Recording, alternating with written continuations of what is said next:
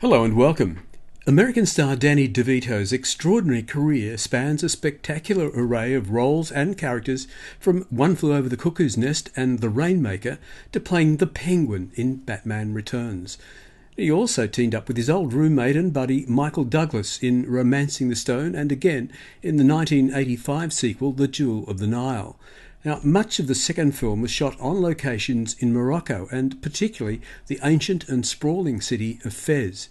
I was lucky enough to fly into Fez and spend a week with the cast and crew to do some interviews, and Danny invited me to join him on a shooting day as we strolled past cafes and shops along one of the city's huge squares.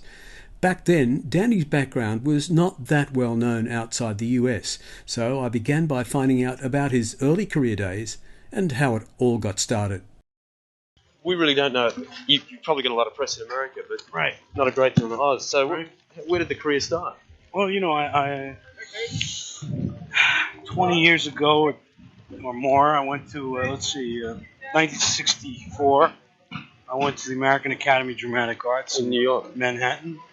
I studied there and In New York, began. I'm actually born in New Jersey, but I went right across the river. Across the river. And I worked off Broadway and off Broadway for many years before I did, got into films. And Right. one of the Why acting though? I mean, was the family in it? Or you? no, No? just No. I always I was a movie buff all my life. I spent my weekends, Saturday and Sunday, in two theaters, the St. James and the Mayfair, and In New Jersey. yeah, and the show changed on a Wednesday, and something that was intrigued by certain actors. I loved Tracy and Spencer Tracy and Richie Robinson. I identified with those like little tough guys, Right. Peter Lorre, and all those characters. I wasn't so taken by although I liked the guys like Gable and Coleman and people like that. I sort of identified with those other character types, and maybe because of my stature, and whatever, and I always thought that's what I wanted to be, a character actor, Right. and So you obviously did some drama at high school. well, and stuff like as a matter of fact, I didn't join any of the clubs or any theater club, but once I did a part in a play in high school, and I liked it very much. It's not something that I went after, because I always deep down thought, possibly I was, just talking through my hat, or maybe, but somewhere inside I had that feeling that I could do it. And then after high school, and I was not doing much, there wasn't much happening, little jobs here and there, and I worked for my sister. What did she do? She had a beauty parlor, and it was like not for me. And then one day I said, I'm going to give it a shot. And I was in my early 20s, and 12,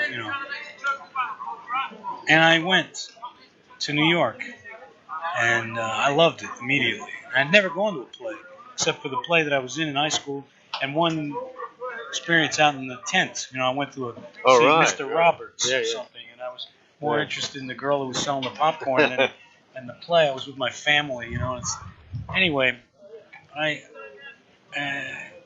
really enjoyed it, and I had a couple of good teachers at school, and you know how that is. You get fired up, and they make it exciting for you, and they encourage you, and nobody ever said, you can't do it, and so that was good. Well, what we're doing here is it's the entrance into the holy city, and I am with the Sufis, and I'm coming to look for the jewel, and and Michael and Kathleen, we've broken off from each other, and we follow them here, And what we're going to do in this scene is sneak past the guards and get into the city. And So who are you with? who am I with? Yeah, are you just by yourself in this? I'm on my own, but I'm with the Sufis. Right. You know, it's like sort of was captured by them at one point, and we kind of need each other to a certain degree until I break off from them at a later point in the movie. And there they are, right there. These guys are great. The Karamazov brothers. I was going to say after drama school, yeah, I was going to say, you know, I did. I try to, you know, it was very difficult. You know how it is when you're an actor, and especially, you know, in New York, you have to like. I got into a play at a wonderful man named Worthington Minor, who was he's passed on since, but he was like a man who produced many things in the United States. He used to do Playhouse 90 and Studio One, and they were really live television. Chayefsky and all those people who worked with them. He produced a film called The Pawnbroker that was with Rod Steiger. It was an excellent movie. Anyway, he was a director, and he directed a play, and I got a part in it. It was going to tour Connecticut, and it was wonderful for me because it was it was really my first paying job. Not very much, but a paying job and experience. And I went and we toured Connecticut. We opened the Eugene O'Neill Foundation Festival in Waterford, Connecticut, and there was a hippie kid there, right? We all roomed together in this farmhouse, and he was like a hippie kid from California, right? And I was like this kind of like, I don't know, mole from New York, you know what I mean? And we got along. It was Michael. Michael. Yeah. And we got fast friends, and we got drunk together, went bird dogging women, and he had a little motorcycle. We used to go off all hours of the night screaming around Connecticut and we became very close friends. How's this go? So, this way? Yeah. As tall as you like. And that was 20 years ago.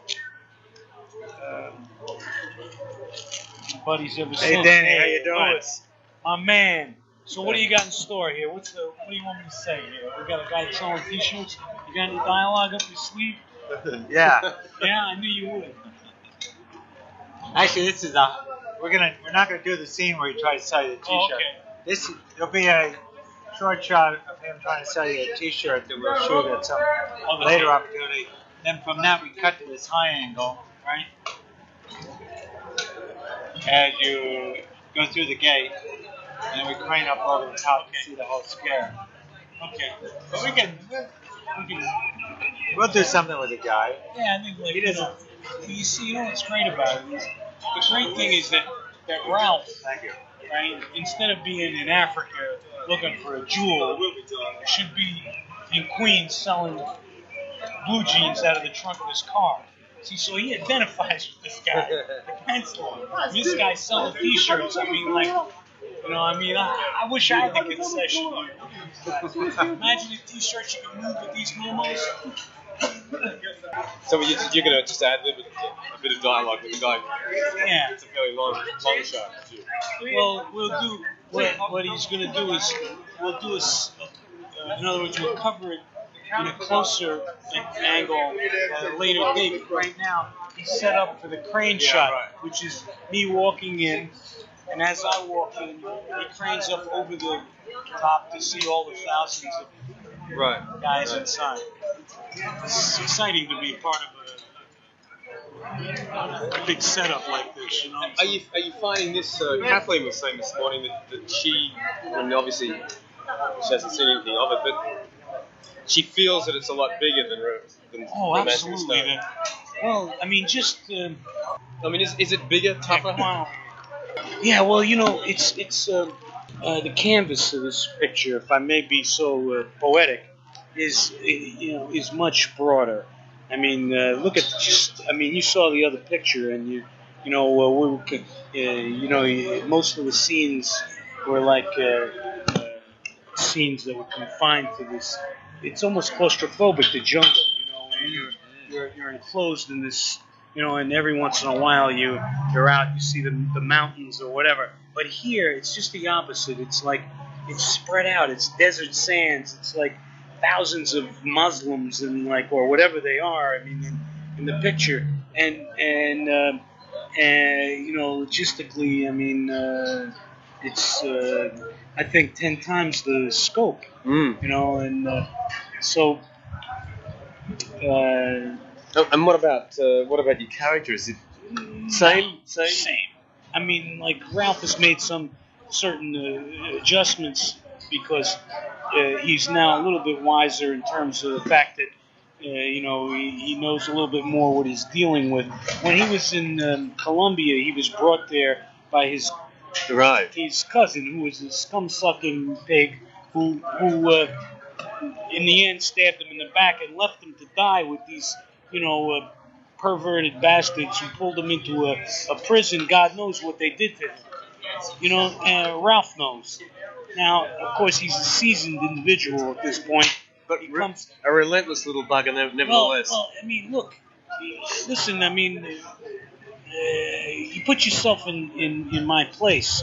You got a man who shouldn't have been in Colombia, first of all. Like I say, he should have been selling blue jeans out of the trunk of his car on a street corner in Queens, or maybe, selling knockoff Rolex watches or something like that. But no, what is he doing over there trying to move artifacts? I mean, he's got no business doing that. Now his cousin gets wind of this jewel, the stone, the emerald, and the romance of the stone, kidnap a woman. Imagine kidnapping a woman. This guy I never heard a fly. Now I'm kidnapping a woman, and pretty soon I'm involved with. It's bigger than anything I've ever dealt with. Now, okay, it turned to shit. I must admit. I mean, it didn't work out. Okay, but now after all of that, all the problems that I went through there with that, I get thrown in prison. My cousin, that no good dog, leaves me there. Right? Leaves his blood there. Right? Okay. A man who turns his back on his family ain't no good, like Bruce says. 2 other people are involved now in Ralph's life. They're the people who got the stone. Right? As far as I know, they got the stone. Right? Yep. And they did. I find out much later. I don't think we're in a good spot here. I'm just beginning to worry. I'll tell you. Much later, I find out, right over here, that not only do they have the stone, but they've, they got the stone. They're using up the money. They're using it up. So, look, it's just as much my stone as it is theirs. If you look back on it. Yeah. Well, don't you? Well, I guess, I mean, you well, both whose have your stone hands is on it? it. I mean, Yeah, whose stone is it? right. Is it Jack and Jones? Baloney, bullshit. Excuse me. It belongs I to. guess, if you can get your hands on it and keep it, I guess. It's not Fine theirs. as Yeah, keepers. well, but I mean, look, it's not their stone. I mean, somebody put the stone in the thing with the map. Okay. It hasn't been registered. Yeah, so it's not their stone. Right. So I went through a great deal of service to problems, for this stone, and I want to cut. I come here, and I find that, I'm not here, I come to France, and I find that, they bought a boat, and they're it's like with a your Playboy. money? With part of my money, yeah, on my share. Listen, were you contracted or when they started doing Romancing the Stone? Was there any talk of maybe doing the sequence of work and No, I wasn't. be in it? No. So what happened? They just Made it. Ralph worked so well that it was inevitable. He had to come back. Yeah. And that was it. Make every poster with him. Yeah. And what films had you done between starting Taxi and Romancing the Well, Stone? before Taxi, I did a few films. I did Cuckoo's Nest.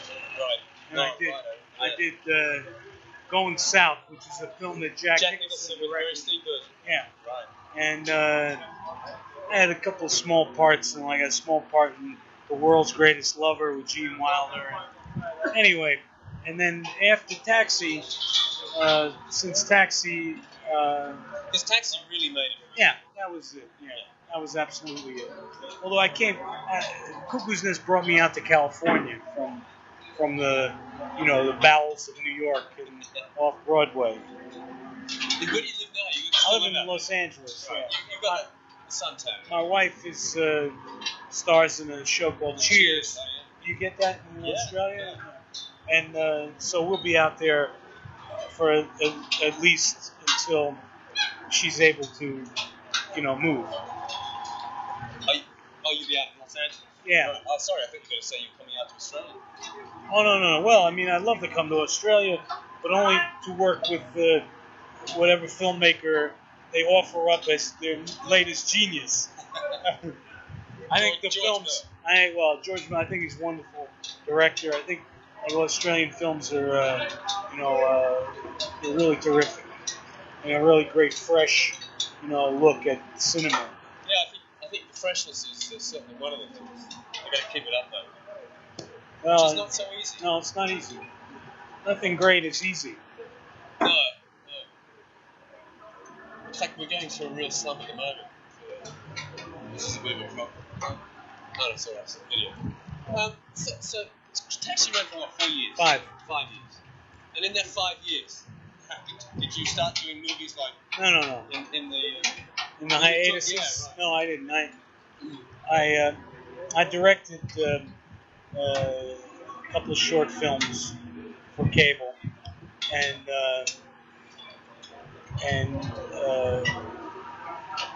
but I didn't do it. I did a TV movie once. I played a small part in a film with Jack Albertson and Mary Martin that I liked very much. But other than that, I waited until immediately after Taxi to do Terms of Endearment and Romancing the Stone, and I just finished a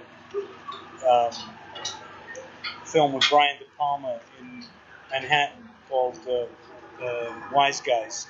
It stars myself and Joe Piscopo.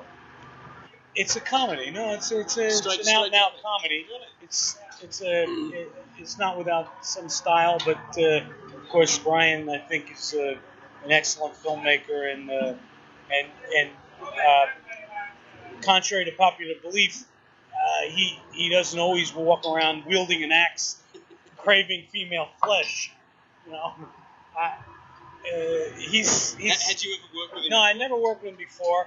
Although I'd seen everything that he's ever done, including the 2 early films, Greetings and Hi Mom, that starred Robert De Niro, and were very funny pictures back in the 60s. Yeah, they were his first 2 films, and they were really funny, very funny pictures. I mean, that must have been a gamble. How did it come about? Did somebody Well, say, hey, do you want to do a comedy with Brian? Actually, what happened is Aaron Russo and I were working on this project, Wise Guys, and Brian came to it. He had read the script and expressed an interest, and I just thought it was a wonderful idea because the type of film it is. It's not without murder, but it's very humorous. And so, who are you? Both of you, the Wise Guys? Yeah, well, we're lower echelon mob guys in Newark, who if we're a couple of guys, like if you were to scrape away all the layers in The Godfather, these would be the 2 guys doing Don Corleone's laundry. But they aspire to someday, at least one of them, my character, Harry Valentini, aspires to be someday, the Don of Newark.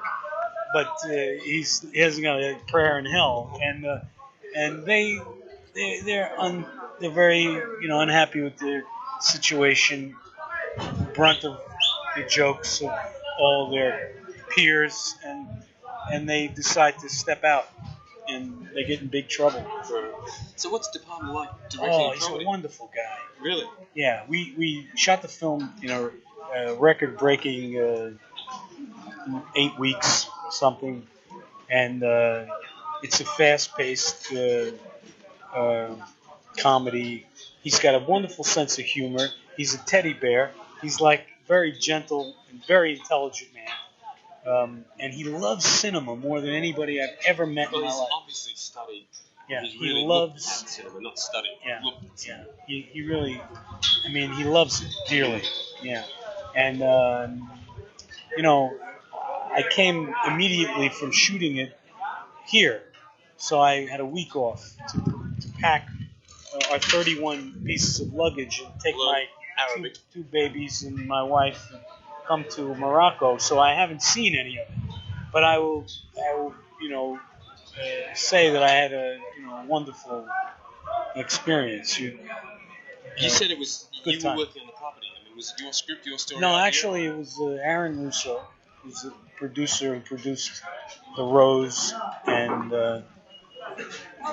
Trading Places and Teachers, and it was his property, and he hired me to act in one of the roles, and it wasn't written with you in mind, though, was it? we rewrote it as we went along, to tailor it a little bit, but it was actually not written for me as a vehicle for me. Right. But nice role and fun. Harvey Keitel also in it. He's wonderful. Plays an old friend. We have a lot of fun. Can I talk just a little bit about being here in Morocco? You just reminded me then, mentioned the babies, of course. I saw them at the pool, and I didn't cross my mind then. But a lot of parents would be very wary about bringing their kids. Like I've got two kids, 6, 7, and 5. Boys. 2 boys. Yeah. My wife happens to be an Indonesian language teacher. She's not Indonesian, and she wants to go there and take the kids there, but she won't do it now. I mean, what went through your mind bringing 2 real little babies down? Yeah. Well, you see, Maria and I have been together for 15 years. We got married after 11 years, and we've been married 3 years, and we have 2 babies. And we have a strong desire to keep married and keep our babies with us at all times. When Lucy, my oldest, was a little over 2, when she was 3 weeks old, we flew her from Los Angeles to Houston for a couple of weeks while I was doing Terms of Endearment. When she was 3 months old, I brought them to Mexico to do when I was doing Romance in the Stone. Of course, Rhea was doing Cheers, so she only could come a week at a time, so they had to keep going back and forth. And we were pregnant. Our new baby was born not in L.A., but in New York because I was doing Wise Guys in Manhattan. How old's the little one? Little one's like 7 weeks now. So and then when she was 5 weeks old, she's 8 weeks. She'll be 8 weeks. When she was 5 weeks old, we came to Morocco, and I feel like she's breastfeeding and she's really okay. As long as Rhea's okay, the baby's going to be okay, healthy. Are you not worried about the travel in and out of planes? Well, the babies, are so durable and they travel so well. I mean, especially at that age. I might be a little, it's easier. My oldest daughter is starting school next September. She's going to be 2.5. Two. And so it's not like I'm taking her away from any of that. I'm keeping her with her daddy and her mommy. It's like more important than anything. It just, things like stomach upsets, ear. She might. Well, the first week we were here, Gracie had my youngest. She got a little, they get these little colds. Even though she's getting all those antibodies and immunities from Rhea's breast milk, she got a little cold. But they get over it a little bit. Lucy had a face was hurting her. I thought it was an earache. I took her to a local pediatrician. Yeah. Yeah. We found out that it was not her ear. That her teeth, she's getting teeth, and so her face was hurting, and in a day that cleared up, as well as the sniffles that you get from teething. And so I think that I'm going at it with a positive attitude. I wouldn't do anything. I mean, I've been in situations where I've had my oldest was 3 months old at the time, and Rhea and I speak no Spanish, got into a taxi cab, right? And gave this guy the name of this place, and he said he knew where it was, or at least we thought he said he knew where it was. And we went for 45 minutes in a taxi cab in the wilds of Mexico, and I was totally terrified, but somehow, all my life, I've always felt that there was somebody with me, and Why? Can I ask you why you waited so long to have kids? well, we worked as actor and actress in Manhattan, and it's not the greatest life in terms of you don't have any money at all, and if you want it very badly, you can't really do anything else like to support yourself and expect it to happen as fast as I wanted it to happen. In terms of I wanted to be get into movies and learn my craft and do as much stage work as I could, and it's all consuming. You have to be so selfish in so many ways, and when you have two people doing the same thing, it's easier. Rhea and I understood each other, very well. Must be a great relationship to be able to wait for 11 years. I mean, to hold it together. We didn't have it in mind that we were going to have children. No. You know what I mean? But that must have been enough. Yeah, no. It sort of came about because we were diehard, just single people who were living together. We got married kind of because we were going to have babies. But so that was the ultimate. Yeah, it wasn't. Yeah, it wasn't until things were smooth and going along. I'd been in taxi for a few years. There were a lot of things happening. Rhea started. She got Cheers. I mean, we were, rolling in the old Scarol, you know what I'm saying? And you feel a lot easier. And I really, deep down, I wanted to have kids, and so we did. Just a little bit about the craft side of it. I guess everybody will always think of Danny DeVito as a comic actor, a comedian. Yeah. But do you hanker to get out and do something serious? I always wanted to be a character actor, and that's what I feel I am, and I want to do good roles. The roles that come along that I like, I'll do. If they happen to be comedies, okay. If I get a chance to do a serious part or a romantic part or I'd love to do a remake of M, but I don't know if anybody would let me. But we'll see. I'm not banging my head against the wall, because nobody's given me the opportunity to reach the third. I feel like everything has a time and a place in your life, and it'll happen. Well, whatever happens is fine. Right. Danny's gone on to build a wonderful career, not only as an actor but as a producer and director in both film and television. By mid-2022, he had 5 projects in the works. Not bad for a 78-year-old. Now, some of his other 140-plus credits over the years, in case you've missed any, include Pulp Fiction, Get Shorty, Throw Mama from the Train, The War of the Roses, Twins, and Junior.